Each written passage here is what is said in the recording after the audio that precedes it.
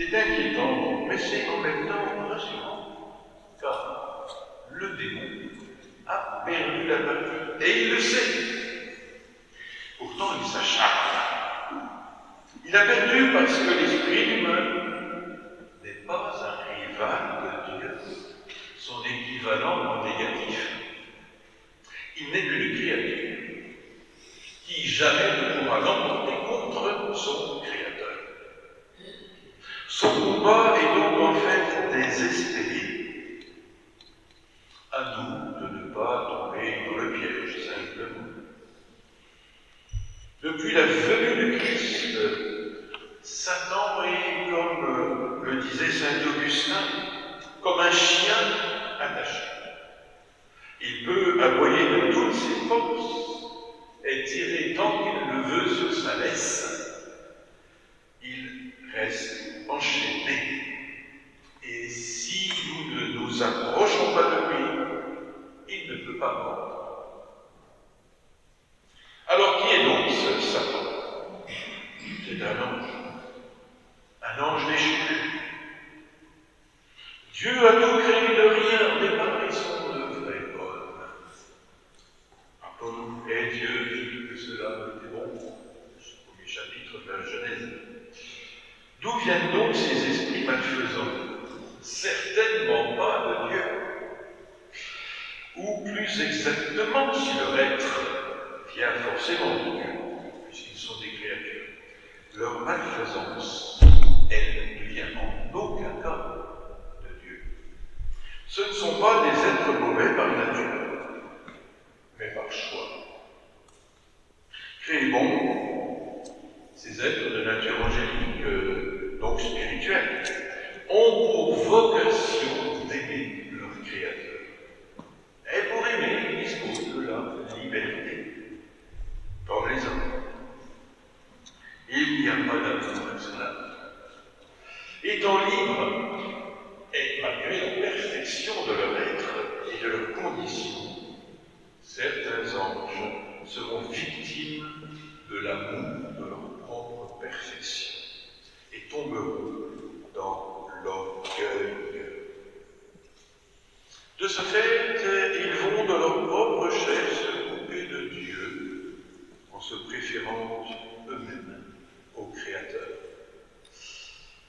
Or, l'ange, étant hors du temps et de l'espace, puisque dépourvu de matière, il a la connaissance du passé, du présent, comme l'homme, mais aussi de l'avenir. Dès lors, son péché est éternel, car il en connaît les conséquences ultimes. Son refus, son non est éternel, et sa coupure avec Dieu définitive. C'est terrible. Le démon a préféré jouir de sa puissance et devenir le premier dans un ordre second, plutôt que le second dans un ordre premier. Il a préféré être le chef plutôt que le serviteur du Très-Haut dans un abondance sincère à Dieu. Le livre de l'Apocalypse nous précise la queue du dragon balaya la terre des étoiles du ciel et les précipita sur la terre. Le péché de Satan entraîne de nombreux anges à sa suite, qui se ferment ainsi les portes du ciel à tout jamais.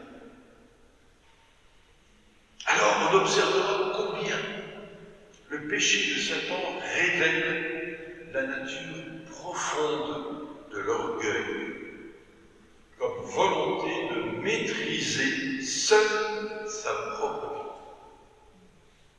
Ce qui nous renvoie à notre propre conception de la vie. Avançons-nous en nos profondeurs, ou bien nous contentons-nous de ce que nous maîtrisons?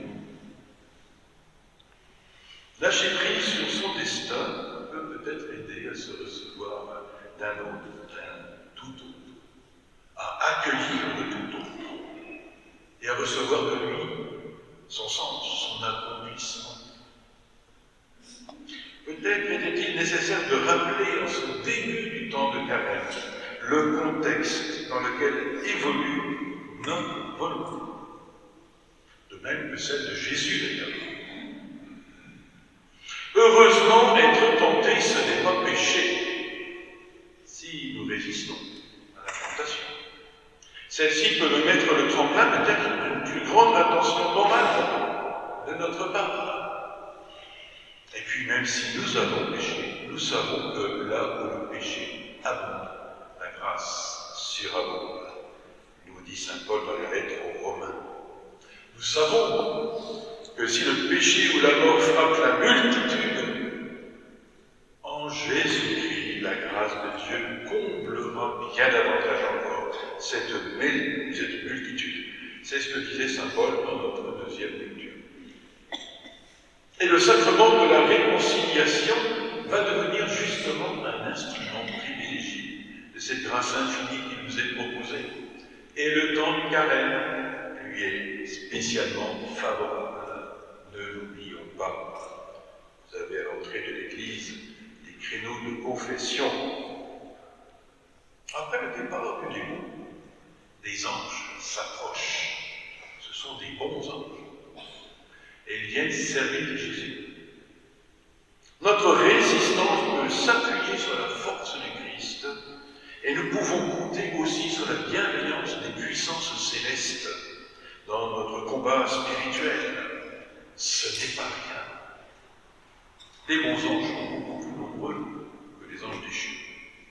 Ces mêmes anges qui viendront consoler Jésus à Gethsémani dans la nuit d'angoisse du jeudi saint. Alors cette année, notre démarche de carême nous aidera à cheminer, nous aussi, avec le Christ, sur son itinéraire de passion, c'est vrai, mais aussi de résurrection, en nous gardant les pièges du démon, ces pièges quotidiens qui peuvent surgir à chaque instant. Restons vigilants, frères et sœurs, que ce temps favorable du carême soit pour nous un chemin éclairé d'abandon